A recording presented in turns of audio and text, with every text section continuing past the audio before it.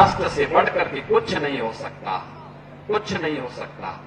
और राष्ट्र तब सशक्त होगा जब हम एक रहेंगे, नेक रहेंगे, तभी नेक रहेंगे। बटेंगे तो कटेंगे। मुख्यमंत्री की बातें न्यारी है कि हिंदू एक रहें। अब हिंदू वो किसको मानते हैं? जो भारतीय जनता पार्टी में रहे वही हिंदू रहेगा।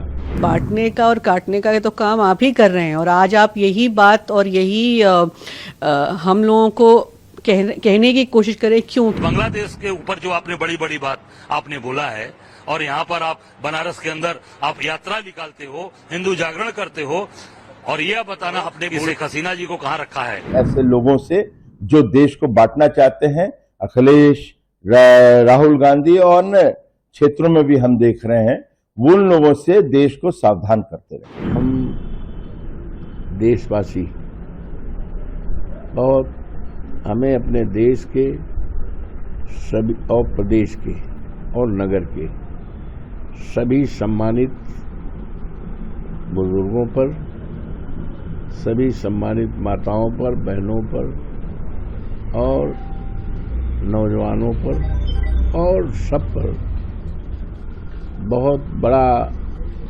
मैं अपने को भाग्यवान समझता हूँ, भाग्यशाली मानता हूँ। और ये देश का गौरव रहा है कि जब भी देश के ऊपर कभी भी किसी प्रकार का बाह्य संकट आया है, चाहे चीन का आक्रमण रहा हो, चाहे और 65-66 में देश के ऊपर हमला रहा हो, हमारे देशवासियों ने राजनीति से ऊपर उठकर,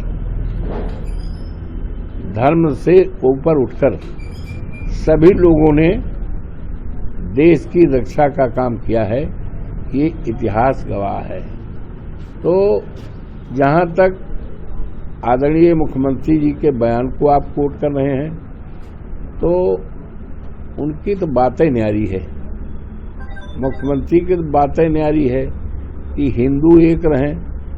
अब हिंदू वो किसको मानते हैं? जो भारतीय जनता पार्टी में रहे वही हिंदू रहेगा। क्या हम लोग हिंदू नहीं हैं? यहाँ जितने लोग बैठे हैं, ये आप देख लो, ये जितने लोग बैठे हैं सभी हिंदू हैं, सब जात बिरादरी लोग हैं। पंडित भी हैं, ठाकुर भी हैं, यादव भी हैं, सब बिरादरी लोग बैठे, ठाकुर भी बैठे हैं। तो हमारा देश हमेशा एक रहा है। अनेकता में एकता, अनेकता में एकता का भाव रहा है, यही भाव रहेगा। गंगा जमनी संस्कृत है, यही रहेगी।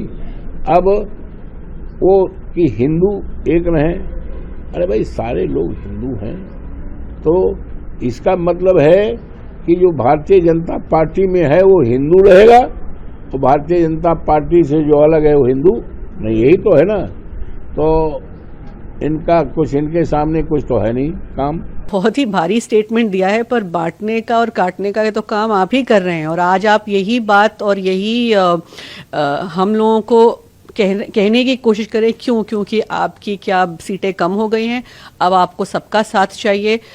बोलते तो आए थे आप सबका साथ, सबका विकास, पर बुलडोजर तो आप एक तरफा ही चला रहे हैं। तो ये आपको बोलने पे शोभा नहीं देता, क्योंकि बांट भी आप रहे हैं और काट भी आप रहे हैं। वही मैं कहने ने कहा कि फिर बांग्लादेश के ऊपर जो आपने बड़ी बड़ी बात आपने बोला है, और यहाँ पर आप बनारस के अंदर आप यात्रा निकालते हो, हिंदू जागरण करते हो, और यह बताना अपने भूल रहे हो कि शेख हसीना जी को कहाँ रखा है। मोदी जी ने ये जरूर देश की जनता को, अब बनारस की जनता और काशी की जनता को जरूर बताइए। हमारे प्रधानमंत्री जी के 5 संकल्प में इस एक संकल्प है कि जाति, भाषा और क्षेत्र के नाम पर जो बांटने का प्रयास करते हैं उनसे सावधान रहना चाहिए।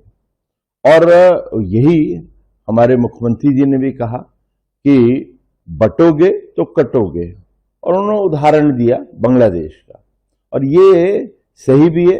1947 के अंदर भी हम बटे तो हम कटे, और आज भी राहुल गांधी और अखिलेश यादव जी हिंदुओं को जिस तरह से जाति के नाम पर बांटने का प्रयास, वो खतरनाक एक मोड़ है।